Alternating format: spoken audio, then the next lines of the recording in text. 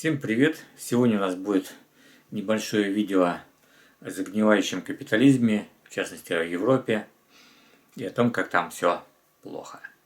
Я знаю, что многие россияне, белорусы там или в других странах СНГ стремятся в Европу.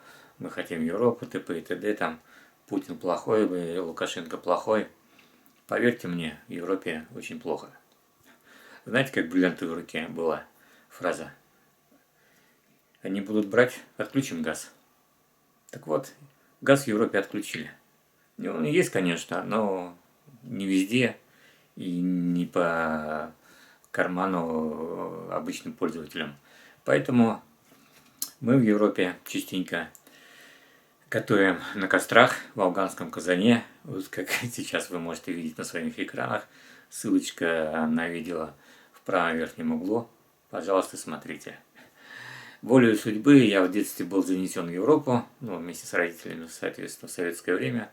И как-то остался, поэтому приходится здесь жить. Многие диванные эксперты скажут, вали нахер, там, оттуда приезжай в Россию, там, и т.п. и т.д. Я в России чужой. Да, приезжаю на родину, не часто, конечно, но бывало. Приехать насовсем, не знаю. Есть причины, по которым я не могу пока приехать в Россию, меня держит Европа еще. Итак, это отступление было. Ну а сейчас о том, как приготовить в Европе пищу, не имея газа. Сейчас вы можете видеть мою газовую плиту, которой я уже долгое время не пользуюсь. Вот газовый баллон. Можете посмотреть, в каком состоянии. Он весь запылился. Соответственно, им никто не пользуется уже очень давно. Пришлось приобрести вот такую коробочку. Видите, это плита двухкомфорочная. Можно, конечно, было на 4 комфорки, но тогда проводка в доме могла и не выдержать. Со светом и электричеством в Европе тоже все плохо. Это индукционная плита на 3,5 киловатта. Название фирмы вы видите. Мощность ее, как я уже сказал, 3,5 киловатта. Давайте посмотрим, как это выглядит. И попробуем, наверное, что-нибудь приготовить. Кушать хочется, знаете ли. Итак, вот она, распаковал. Само собой, электрический провод. Так, в районе метра 20. Достаточно. Я удлинитель протянул на 3,5 киловатта, то есть на 16 ампер. Инструкция у нас, понятное дело, на европейских языках, русского нету. Но я владею английским, без проблем разберусь. В принципе, я ее уже немножко так почитал и, в принципе, могу вам рассказать по функциям. Вот смотрите, какая красивая. Даже все отражается. Зеркальная поверхность. Такая она толстенькая. Сейчас я вам скажу размеры. Снизу у нас вот такие ножки. По бокам, само собой. И по центру стоят еще две. По центру пластик. По краям, по 4 углам резиновые. 2 вентилятора. Они нужны, потому что это все-таки индукционная плита, чтобы охлаждать поверхность. Так, сейчас я возьму рулетку и немножко пробежимся по размерам. Так, берем 5-метровую рулетку, я надеюсь, хватит.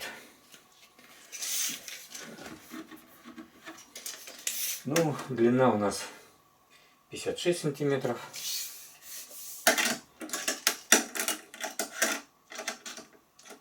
Ширина 31,5. Высота, кому интересно, 6 сантиметров. Почему я выбрал именно эту модель? Потому что, ну, хотелось бы, конечно, ну, и мощность вроде как, и хотелось бы, чтобы можно было готовить на разной посуде. В смысле разной. Индукционные плиты, в принципе, любят только посуду, которая магнитится. То есть сталь, чугун, алюминька, там, какой-то там, не знаю, тефлон или еще что-то. Не магнитная не будет работать, просто не будет работать. У меня чугунные сковородки, кастрюльки стальные, тефалевские, снизу у них стальное дно такое, ну знаете, обычно такие хромированные. Еще, в чем меня подкупила эта моделька, в описании, я в интернет-магазине покупал, сказано, что можно ставить посуду от 12 сантиметров до 26. То есть у меня есть сковородка чугунная, которая 24 сантиметра, и вот она как бы впишется. Но когда я вот сейчас ее вскрыл, я смотрю, что круги-то маленькие, вроде как. Блин, неужели, как говорится, обманули? Сам круг 18 сантиметров, маленький круг 12,5. Ну, естественно, два одинаковых. В других моделях то же самое, аналогичная плита, я думаю, такого же размера, кнопок поменьше, либо другое расположение немножко. У них указано, что использовать посуду можно от 12 сантиметров до 20 сантиметров. Это написано 26 сантиметров. Ну, я мало ли подумал, ошибка там в интернет-магазине, то все. Зашел на сайт, так, как она правильно это называется, Аобоси. Это китайский производитель. Ну, все сейчас производится в Китае, поэтому я даже не заморачиваюсь, что производство Китая. На сайте производителя тоже написано от 12 до 26 сантиметров ширина посуды, диаметр посуды. Ну и все, я тогда и купил. Сейчас, открыв инструкцию, тоже посмотрел, да, 12-26. Так, давайте все-таки включим это дело и посмотрим по функциям. Итак, подключаю электричество. Пикнуло, и вентиляторы сработали на короткое время. Так, что-то на дисплее показывает.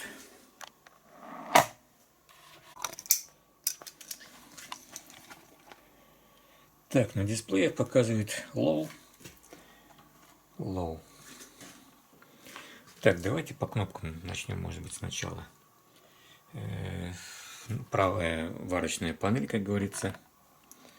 Все отражается так. Кнопка максимум, кнопка минимум. Потом у нас подогрев кнопка, кнопка минус, кнопка плюс, функция. Можно переключать с мощности, ну, видите букву P, на температуру. И таймер. Ну и также включение. Все то же самое на правой варочной панели. Максимум, минимум, подогрев, минус, плюс, функции мощности либо температуры, таймер и включение. Сейчас, в принципе, все холодное. Производитель, ну не только производитель, вообще индукционные плиты, они перестают работать, как только убираете оттуда посуду. Ну, может быть, какое-то тепло есть все-таки, надо будет все-таки проверить. Для этого у меня есть вот такая штука. Сейчас посмотрим, сколько она по умолчанию у меня. Так, еще раз нажмем. 14,4 градуса. Так, показывает камера, да. Так, фокус. Где фокус? Вот. Правый нижний угол. 14,4.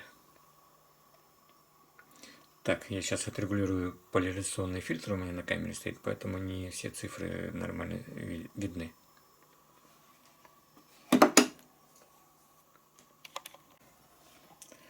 Ну вот, проверяем еще раз. Прокрутил фильтр. 14,4. Температура панели варочной. Так, давайте включим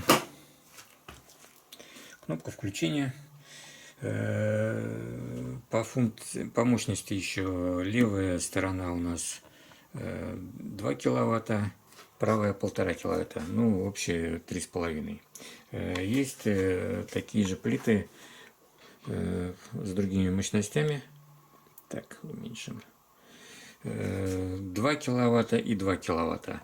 Но у них, как я уже говорил в начале, у них диаметр посуды, которую можно ставить, 20 сантиметров. У этих диаметр посуды можно ставить 26 сантиметров. Поэтому я взял такую. Но, в принципе, мне за глаза, я думаю, хватит, что одна 2 киловатта, вторая 1,5. Тем более не хочется слишком провода нагружать в доме. Итак, включаем кнопочку. Включилась. Здесь у нас по нулям. Нажав кнопку максимум, можно сразу выставить максимум то, что вы хотите. Но для начала нужно, конечно, нажать функцию, чего будем выставлять. Вот. Горит буква P, то есть можно выставлять мощность. По умолчанию, сейчас выключу еще раз. Включу, чтобы сразу видно было. Включаем, он. Включено. Выбираем функцию. По умолчанию 1200 Вт. Что здесь? По умолчанию. Что здесь есть по умолчанию только на правой комфорте 1000 Вт. Ну и потом плюсом-минусом можно уменьшить либо добавить. То есть, там, если в меньшую сторону будет 1100 там, и так далее. Сейчас попробуем. Ничего не дает? Или предлагает поставить что-то на плиту?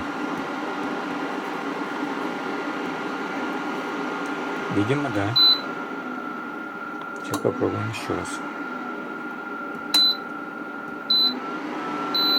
Нет, можно уменьшить. Сразу стендбай пошел. Ну, типа, на плите ничего нету, греть не буду. Сейчас проверим на всякий случай. Так и есть, 14 градусов. Так, что еще можно у нас? Переключить температуру. Включаем, переключаем температуру. Вот. 240 градусов по умолчанию. Видели, да? Сейчас еще раз. Не успел. Выключаем. Включаем функция. Температура 240 градусов. На правой комфорте то же самое. 240 градусов по умолчанию. И потом плюсом и минусом можно уменьшать это дело. Так. Давайте мы поставим сковородку для начала сюда, чтобы что-то все-таки работало. Итак, я поставил свою любимую сковородку. 24 сантиметра у нее основание. Ну, естественно, ширина побольше. Сейчас точно определимся, где моя 5-метровая рулетка.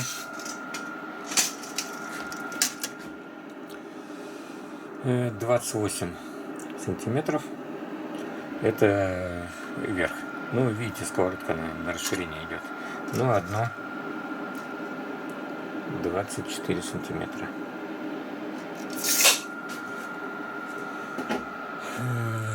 Так что вписываемся.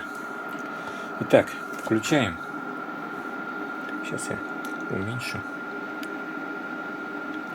Есть. Включаем. Он загорелось. Можно выбрать режим. Видите, уже никуда не убегает, по-моему. 1200.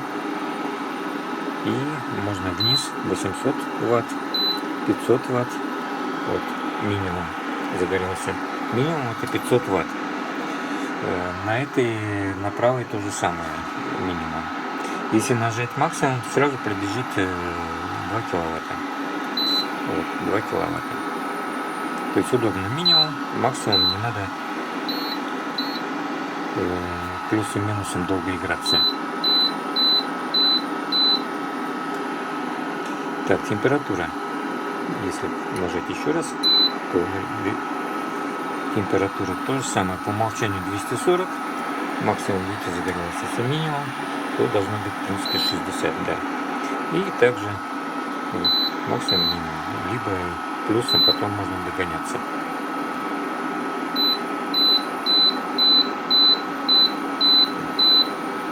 Вот. Подогрев у них есть. Температура подогрева 80 градусов. И в течение 2 часов может греть. Есть таймер. Вот, сковородка задымилась. Есть таймер. Можно поставить отсрочку до 2 часов и тоже с шагом по 1 минуте. Так, сейчас померим температуру. Ну, я немножко ее смазал маслом, так что сильно 289 градусов.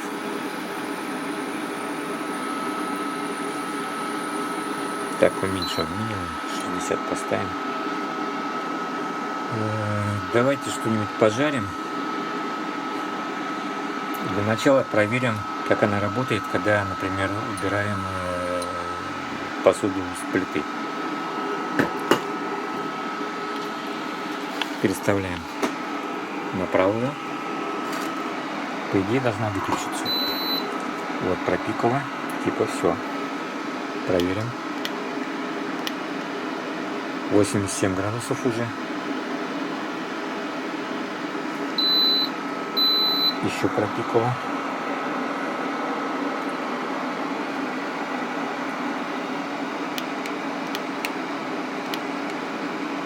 71 градус. Ну, тепло так идет. 66 градусов. Вот чем и хорошо показывать его. Чем хорошо эти самые вот эти плиты индукционные, тем, что они очень быстро остывают, и когда нет посуды, вот 55 уже. То есть обжечь, конечно, при желании все можно, но обжечь при достаточном осторожности, сложно. То есть, если в доме есть маленькие дети, то советую приобретать именно индукционные плиты. Это для безопасности хорошо, плюс у них очень хорошая энергоэффективность.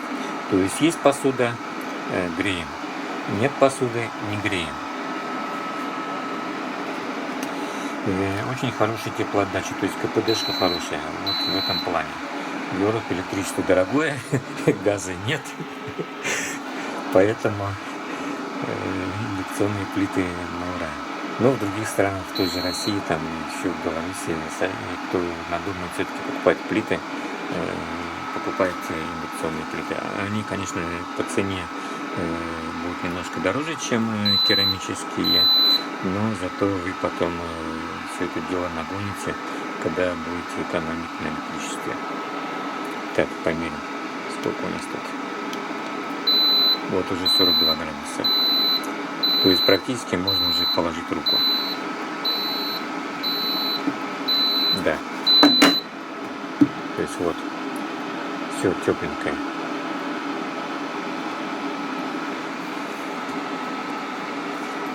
Мне нравится, честно говоря. Так, давайте будем жарить все-таки. Кушать хочется. Так, ставим на разогрев. Тут у меня 60 стоит. Поставим-ка мы... Так, на температуре мне говорит, да? Давайте догоним до 140. Пожарим-ка мы яичницу. Так, Сковородка разогрелась, слегка даже начала дымиться.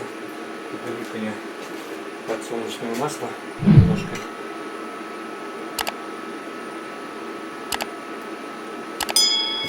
Плита стоит неровно. Вот, слышите, убрал сковородку и все запекало. Ругается, сковородку хочу. Так, разбиваем яички. Классический завтрак мужчины. Яичница из 3 яиц.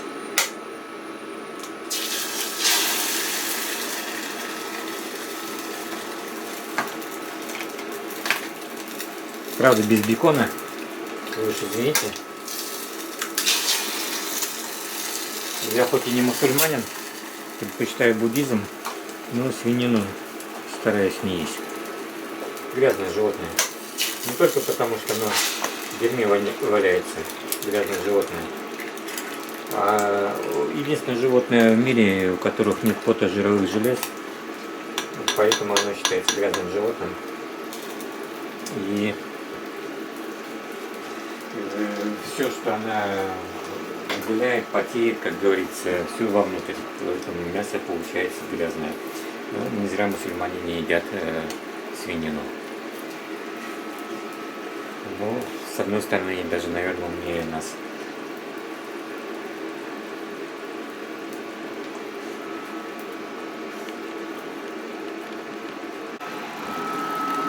Вот вы видите, все прекрасно жарится.